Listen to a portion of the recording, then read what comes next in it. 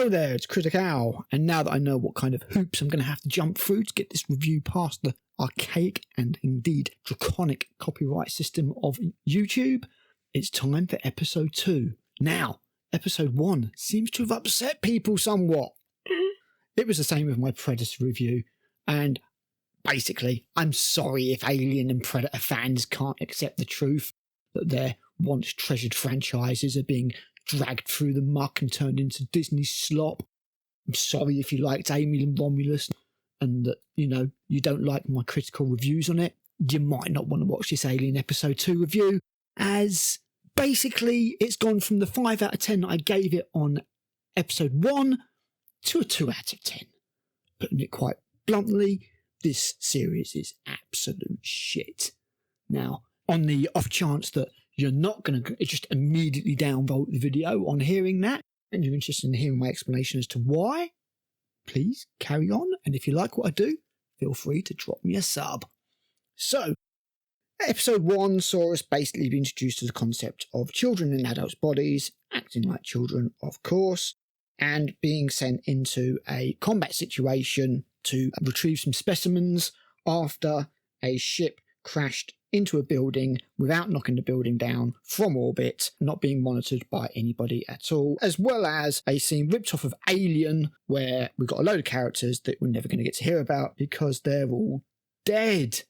So, on to Alien Earth episode 2. We start off with some investigations in a lab by the team that was originally sent in, the search and rescues team.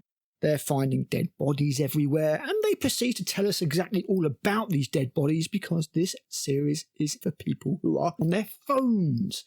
So you're going to get all sorts of expositional dialogue telling you things that you could see if you were looking at the screen. It's all very slowly paced. There's lots of people walking in corridors and rooms because they need to pad this bastard out. Moving on, we cut to Boy Cavalier, who's eating that apple from the last episode and musing about the nature of AI and how we could basically invent artificial intelligence that will destroy us. But that's not his aim. The reason that he's gone around putting children's brains into adults' bodies is because he finally wants to have a conversation with somebody more intelligent than him. Okay, I can kind of get that. That's a cool concept. Shame it's going to go absolutely nowhere. Elsewhere, on their way to the crash site, Wendy tells Slightly, who is the Indian lost boy, all about her brother Joe. They're going because she cares about him and she wants to protect him. It's a secret. We then go back to our Pseudo Marines who try to jump across the gap. Second one fails and has to get dragged in. Joe gets attacked before he can make the jump and knocked off a ledge about 50 foot down by the alien. He, of course, survives and then reports in about the alien, saying that it's a she. Heat of the moment, I'll let you off. I don't know what really clued you into it being a female, apart from being extremely vicious and aggressive, maybe. That says more about him than me. Anyway, while this is going on, we now get a flashback. We basically go to a time where he tried to quit Weyland-Yutani because he's been told that his sister is dead and he just doesn't want to work for them anymore.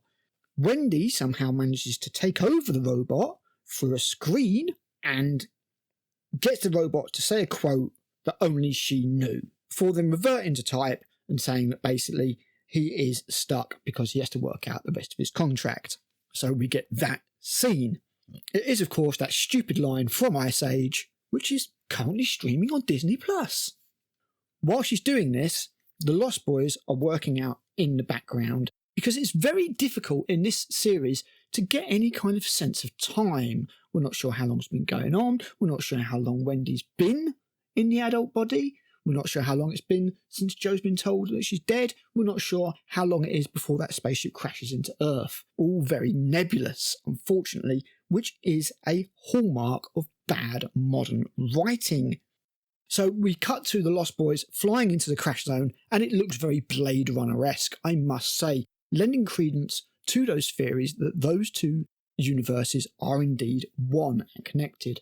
I'm cool with this. Maybe we'll actually get a replicant turn up, or even a Blade Runner versus Alien. It's got to be better than this shite.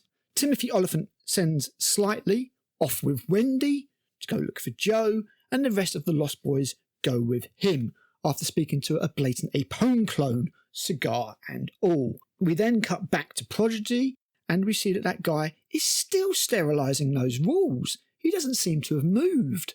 This is what I'm talking about with time frames. How long has this guy been here? Anyway, we then get a conversation between Boy Cavalier and Yutani, where basically she's like, I want my ship back. And he says, well, it crashed on my grounds, wrecked one of my buildings, even though that building seems to be absolutely fine. She's like, yeah, we'll make reparations, obviously.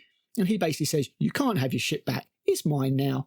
Go see your lawyers. Because there are no governments, and it's just corporations that own this planet, apparently. We then go back to the corridor and the Lost Boys and Kirsch, and they find an alien from the ceiling. Kirsch basically tells one of the Lost Boys that you need to capture this or whatever, and he leaves it behind, and the kids just go off into the lab. Because they're all kids, once they go in and see all the bodies and the blood and everything, we get a load of, ooh, monster, gross. Compelling stuff.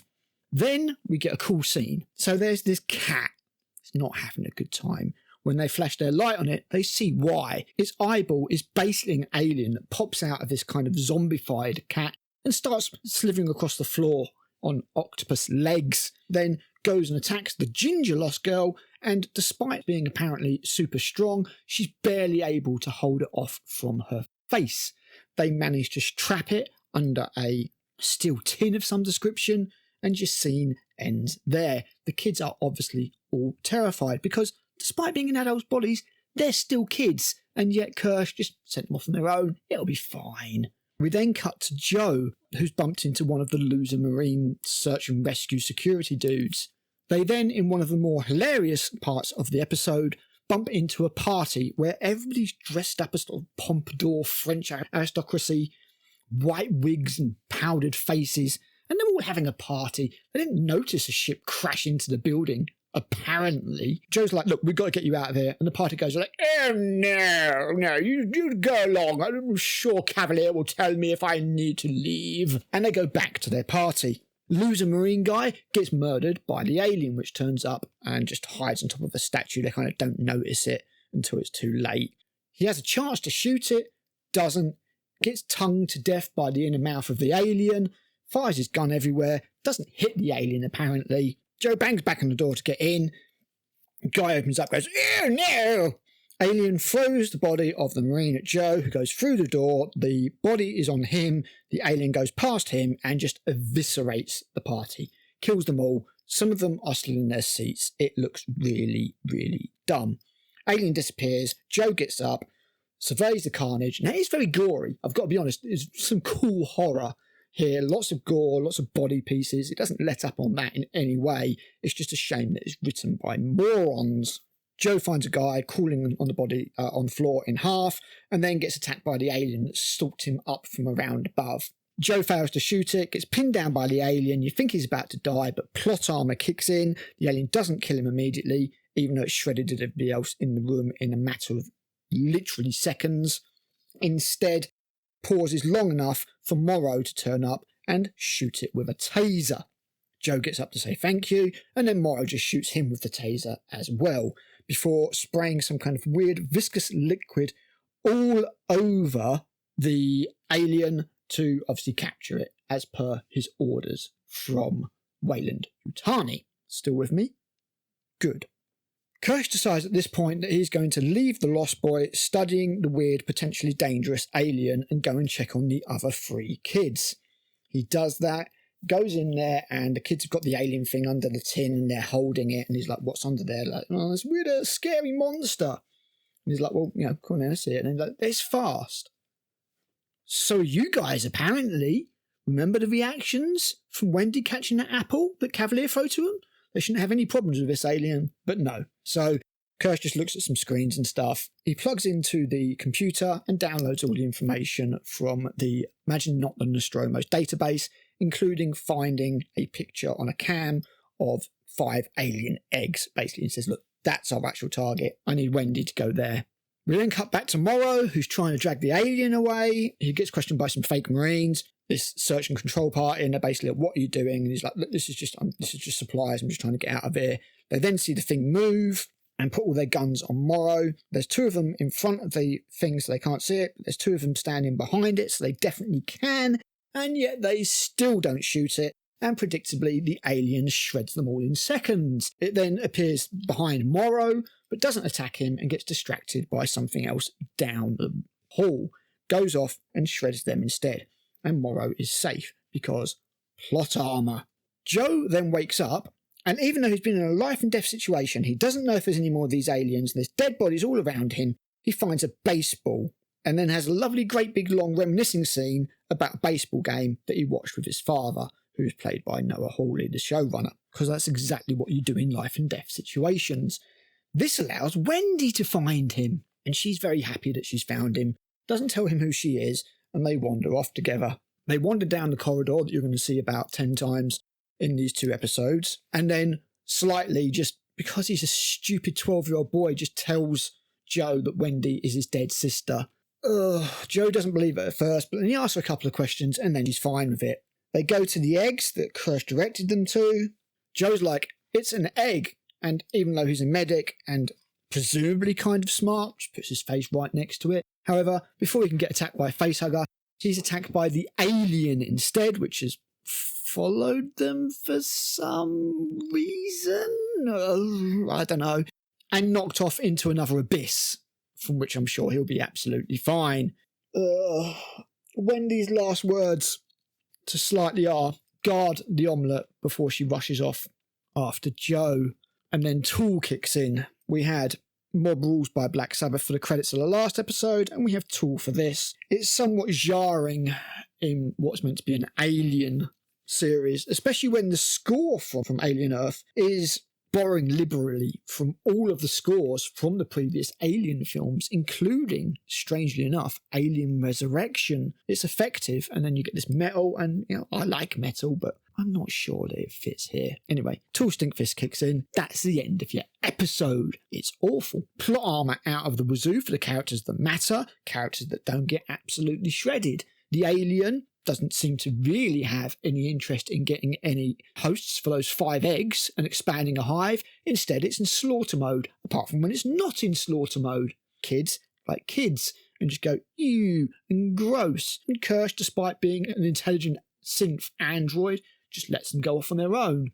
Not a complete liability at all. Nobody fires at the alien when they need to. The alien has plot armour just as much as anybody else. It's only one alien. The reason in Alien that it was scary is because the crew have no weapons. They have to improvise. Flamers, shock prods, all that kind of stuff. In this, you've got Marines, supposedly trained people running around with guns. The Marines in Aliens would have taken care of an alien easily. The only reason that they fail is because there are loads of aliens and they're in the alien hive. There's no reason at all that this alien should be shredding people like this. I'm also not a fan of the alien's design, as it eschews an awful lot of the biomechanical nature H.R. Giger's work. The writing's just terrible. Exposition abounds because people are going to be looking at their phones while they watch this. And I have to say that this has already descended into parody. It's just not a good show. It's not well written. It's directed okay, I guess. Although I will say the editing is somewhat messy and it just doesn't make any sense. However, we're only 2 episodes in. Maybe the next one will be a little bit better. Maybe this is just a rough blip. Maybe people are going to downvote this just because I'm saying that Alien Earth isn't good and I'm not giving it points just because it's an IP that I actually like. Who knows? Join me soon for episode 3. And till then, I've been Critic, and I'll be back with another video soon. Goodbye.